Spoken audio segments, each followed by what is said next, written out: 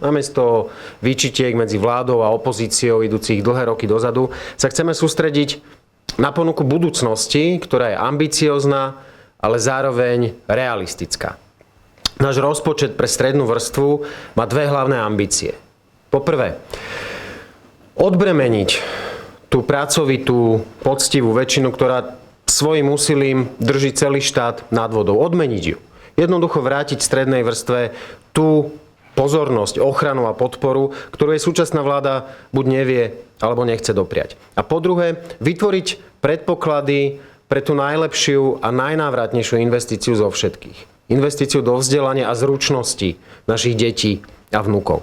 Prvá výdavková priorita je zvýšenie výdavkov na školstvo o 30% oproti návrhu vlády na rok 2014 a to postupne do roku 2019.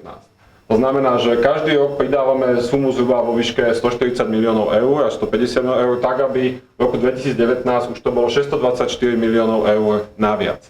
Išlo by o najväčšiu investíciu do školstva od roku 89 na Slovensku a išlo by prvýkrát o to, že konečne vlády splnia to, čo už 25 rokov všetci hovoríme, ale zatiaľ to žiadna vláda splniť nechcela. To znamená, školstvo je našou hlavnou výdavkou prioritou v tomto rozpočte.